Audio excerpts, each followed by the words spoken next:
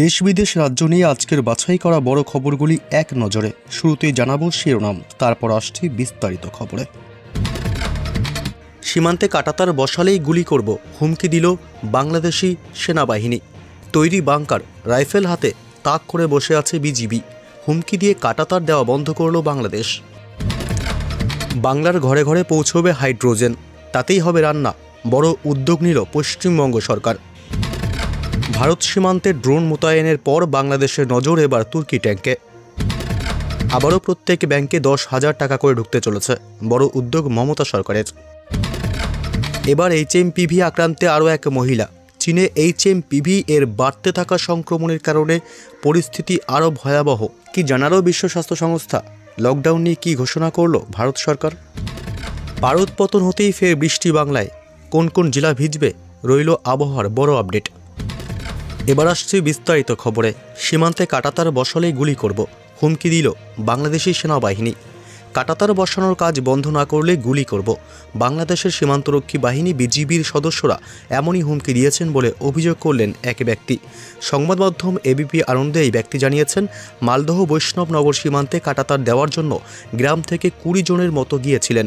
সেই সময় বিজিবির সদস্যরা এসে বলেন যে এই কাজ এখনই বন্ধ করতে হবে, না হলে তারা গুলি চালাতে বাধ্য হবেন। যে ভারতীয়রা কাজ করছিল তাদের সেই হুমকি দেওয়া হয়েছে বলে জানিয়েছে ওই ব্যক্তি। এপারে বৈষ্ণবনগরের সুখদেবপুর গ্রাম, ওপারে বাংলাদেশের চাঁপাইনবাবগঞ্জ জেলার শিবগঞ্জ এলাকা। তথ্য বলছে মালদহ জেলায় বাংলাদেশ সীমান্ত 172 কিলোমিটার, স্থলভাগে 18 কিলোমিটারে নেই কোনো কাঁটাতার। বৈষ্ণবনগরের সুখদেবপুর গ্রাম লাগোয়া সীমান্তের অনেকটাই এলাকা অসুরক্ষিত, সেখানেই কাঁটাতার লাগানোর কাজ করছে বর্ডার রোড অর্গানাইজেশন, আর এতেই আপত্তি বাংলাদেশের। মঙ্গলবার কাঁটাতার বসানোর কাজে বাধা দেয় বিজিবি, যা নিয়ে নজিরবিহীন সংঘাতের পরিস্থিতি তৈরি হয়। মঙ্গলবারের পর বুধবারও ফের উত্তেজনা ছড়ায় বৈষ্ণবনগর সীমান্তে। ট্রেঞ্চ কেটে সেখানে মোতায়েন থাকতে দেখা যায় বিজিবির জওয়ানদের। তার জেরে মালদার বৈষ্ণবনগরে ভারত ও বাংলাদেশ সীমান্তে আপাতত ফেন্সিং দেওয়ার কাজ বন্ধ করে দিতে হলো বিএসএফকে। কবে কাজ শুরু হবে তাও স্পষ্ট করেনি বিএসএফ। বর্ডার গার্ড বাংলাদেশ বা বিজিবির সঙ্গে দফায় দফায় ফ্ল্যাগ মিটিংয়েও কিছুতেই বন্ধ হচ্ছে না উস্কানি। সীমান্তে বাংলাদেশের উস্কানির আবহেই বৃহস্পতিবার উত্তর 24 পরগনার বনগাঁর পেট্টোপোল বেনাপোল সীমান্তে বিজিবির সঙ্গে ফ্ল্যাগ মিটিং করে বিএসএফ। আইজি পদমর্যাদার অফিসারের নেতৃত্বে ফ্ল্যাগ মিটিং হয়। বৈঠকে সীমান্তে সমন্বয় এবং শান্তি বজায় রাখার পাশাপাশি দুই নিরাপত্তা বাহিনীর মধ্যে পারস্পরিক সহযোগিতা বৃদ্ধির উপর আলোচনা হয়েছে। সূত্রের দাবি, কাঁটাতার দেওয়া নিয়েও বৈঠকে আলোচনা হয়েছে, তবে বিএসএফের তরফে একে রুটিন বৈঠক বলে বলা হয়েছে। এর মধ্যেই বিস্ফোরক দাবি করেছেন বৈষ্ণবনগরের দুই বাসিন্দা। বুধবার এরা বিএসএফের সঙ্গে কাঁটাতার লাগানোর কাজ করতে গিয়েছিলেন। তাদের দাবি, বিজিবি নাকি গুলি করার হুমকিও দিয়েছে সরাসরি। গ্রামের লোকেদের কাছেও ছিল অস্ত্রশস্ত্র। তাদের আরও দাবি, সীমান্তে বাংকার করেছে বাংলাদেশ বাহিনী, রাইফেল তাক করে বসে আছে তারা। প্রায় 25 থেকে 30টা বাংকার করে ফেলা হয়েছে খোলা সীমান্তে। পরবর্তী খবর, বাংলার ঘরে ঘরে পৌঁছবে এবার হাইড্রোজেন, তাতেই হবে রান্না, বড় উদ্যোগ পশ্চিমবঙ্গ সরকারের। বাংলার ঘরে ঘরে এবার পাইপ লাইনের মাধ্যমেই আসবে রান্নার গ্যাস। ইতিমধ্যে শুরু হয়েছে এই প্রকল্পের কাজ। রাজ্যের বিভিন্ন জায়গায় কেন্দ্রীয় সরকারের ঊর্জা গঙ্গা প্রকল্প চালু হয়েছে। এই প্রকল্পের অধীনে পাইপে করে রান্নার গ্যাস পৌঁছে দেওয়া হচ্ছে গৃহস্থের বাড়িতেও। এরই মধ্যে এবার বাংলার মানুষদের জন্য স্বচ্ছ জ্বালানি হিসাবে পাইপের মাধ্যমে হাইড্রোজেন পাঠানোর চিন্তাভাবনা করছে রাজ্য সরকার। রাজ্যের শিল্পমন্ত্রী শশী পাজা এই প্রসঙ্গে জানিয়েছেন, রাজ্য সরকার 2023 সালে গ্রিন হাইড্রোজেন সংক্রান্ত একটি নীতি প্রণয়ন করেছিল। সেই নীতি মেনেই এবার বাড়ি বাড়ি পাইপের মাধ্যমে স্বচ্ছ জ্বালানি হিসাবে হাইড্রোজেন পাঠানোর পরিকল্পনা করছে রাজ্য সরকার। চলতি সপ্তাহের মঙ্গলবার ইন্ডিয়ান চেম্বারে আয়োজিত একটি অনুষ্ঠানে হাজির হয়েছিলেন শিল্পমন্ত্রী। পরিবেশ বান্ধব শিল্প নিয়ে সেই অনুষ্ঠান থেকে শশী পাজা জানিয়েছেন, পরিবেশ বান্ধব শিল্প তৈরির জন্য পুনর্বীকরণ উৎপাদন উন্নয়ন নীতি চালু করেছে রাজ্য সরকার। এক্ষেত্রে লগ্নি করার জন্য কোনো সংস্থা এগিয়ে আসলে তাদের একাধিক সুবিধা দেওয়া হবে বলেও জানিয়েছেন তিনি। সরকারি প্রকল্পে বর্তমানে বাড়ি বাড়ি পাইপলাইনের মাধ্যমে গ্যাস আনার কাজ শুরু হয়েছে। গত বছর অর্থাৎ 2024 সালের জুলাই মাসের একটি রিপোর্ট অনুযায়ী সারা রাজ্যে মোট 2,433 কোটি টাকার পাইপলাইন প্রকল্প তৈরি করা হচ্ছে। রাজ্যের মধ্যে দুর্গাপুরের প্রথম পাইপলাইনের মাধ্যমে রান্নার গ্যাস পাঠানো হয়েছে গৃহস্থ বাড়িতে। SAIL কোঅপারেটিভ সোসাইটি কমপ্লেক্সে এসেছে গ্যাসের লাইন। এছাড়াও জগদীশপুর থেকে হলদিয়া পর্যন্ত গ্যাসের লাইন পাতা হয়েছে। সোনারপুরেও বাড়ি বাড়ি পাইপলাইনের মাধ্যমে গ্যাস সরবরাহ করা হবে। ইতিমধ্যেই সেই কাজ শুরু হয়েছে। বেঙ্গল গ্যাস কোম্পানি কর্তৃপক্ষ মূল পাইপলাইন বসানোর কাজ করছে। এই নতুন ব্যবস্থায় প্রতিটি বাড়িতে গ্যাসের মিটার বসানো হবে। এরপর গ্যাসের বিলের ব্যবস্থাও থাকবে। জানা যাচ্ছে এই পরিষেবা পাওয়ার জন্য গ্রাহকদের প্রথম 7,118 টাকা জমা দিতে হবে, যদিও তার মধ্যে 7,000 টাকা ফেরত পাওয়া যাবে। এরপর যে যত পরিমাণ গ্যাস ব্যবহার করবেন তাকে সেই অনুযায়ী টাকা দিতে হবে। পরবর্তী খবর, চীনে HMPV এর বাড়তে থাকা সংক্রমণের কারণে কি পরিস্থিতি আরও ভয়াবহ? চীনে ছড়িয়ে পড়া হিউম্যান মেটানিউমো ভাইরাস ইতিমধ্যেই ভারতে প্রবেশ করেছে। ভারতের বিভিন্ন রাজ্যে HMPV সংক্রমণের ঘটনা মানুষকে উদ্বিগ্ন করে তুলেছে। এরই মধ্যে সোশ্যাল মিডিয়ায় চীনের ভাইরাল ভিডিও এবং ছবি দেখে ভারতের মানুষ আতঙ্কিত হয়ে পড়েছে। তবে ভারতে HMPV নিয়ে বাড়তে থাকা আতঙ্কের মধ্যে বিশ্ব স্বাস্থ্য সংস্থা চীনের পরিস্থিতি সম্পর্কে তথ্য দিয়েছে। বিশ্ব স্বাস্থ্য সংস্থা জানিয়েছে যে চীনের স্বাস্থ্য কর্মকর্তাদের মতে চীনে HMPV এর কারণে কোনো অস্বাভাবিক পরিস্থিতি সৃষ্টি হয়নি। চীনে এই ভাইরাসের অস্বাভাবিক প্যাটার্ন দেখা যায়নি।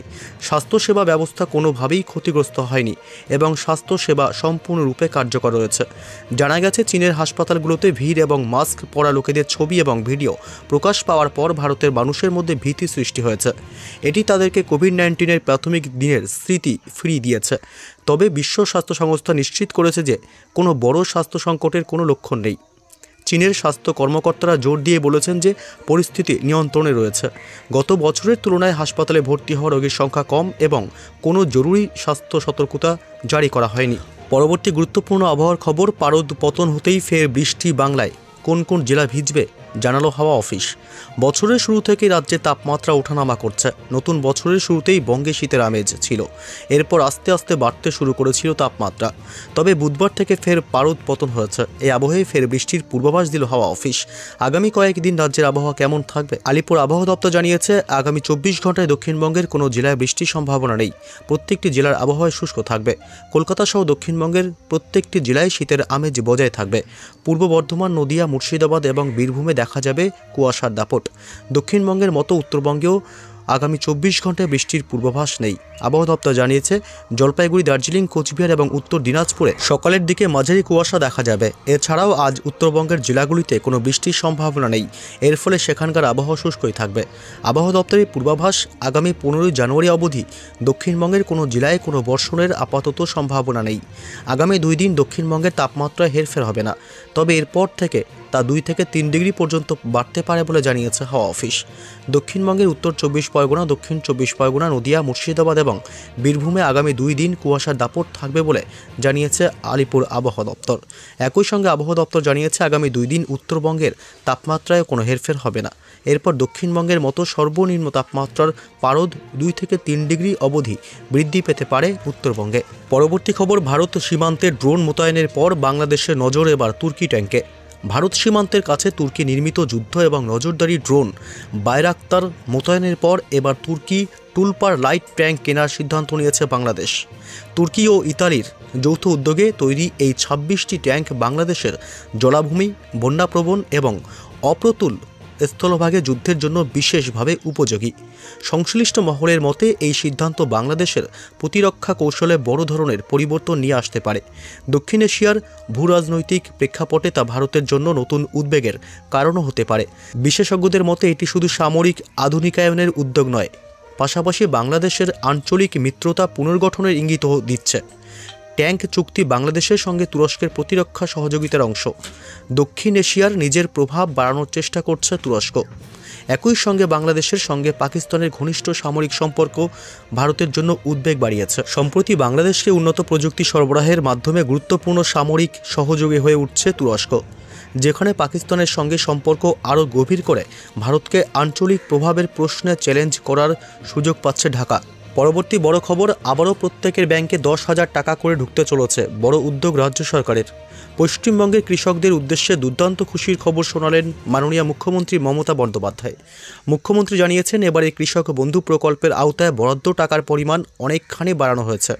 সেই সঙ্গে তিনি আরও জানিয়েছেন যে 2024 থেকে 2025 রবি মরশুমের কৃষক বন্ধু প্রকল্পের টাকা আগামীকাল থেকেই বাংলার প্রতিটি কৃষকের ব্যাংক অ্যাকাউন্টে পাঠানো শুরু করে দেবে রাজ্য সরকার। বৃহস্পতিবার নবান্ন অফিসে অনুষ্ঠিত এক সাংবাদিক বৈঠকে কথাই বলেছেন মাননীয় মুখ্যমন্ত্রী মমতা বন্দ্যোপাধ্যায়।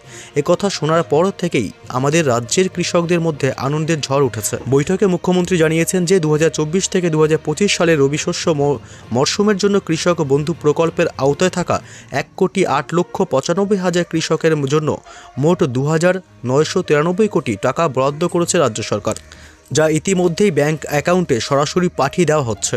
মুখ্যমন্ত্রী জানিয়েছেন কেবলমাত্র 2024 সালের মধ্যেই কৃষক বন্ধু প্রকল্পের আওতায় থাকা পশ্চিমবঙ্গের কৃষকদের সব মিলিয়ে মোট 5,859 কোটি টাকা প্রদান করল রাজ্য সরকার। তিনি আরও বলেছেন যে 2019 সাল থেকে শুরু করে চলতি বছর অর্থাৎ 2024 সাল পর্যন্ত কৃষক বন্ধু প্রকল্পের আওতায় থাকা এ রাজ্যের ভাগচাষী, কৃষক ও বর্গাদার সবাইকে মিলিয়ে মোট 21,134 কোটি টাকা অর্থ সাহায্য প্রদান করেছে রাজ্য সরকার। এই 21,134 কোটি টাকার পুরোটাই রাজ্য সরকারের রাজকোষ থেকে ব্যয় করা হয়েছে। এতে কেন্দ্রীয় সরকারের কোনো রকম অবদান নেই।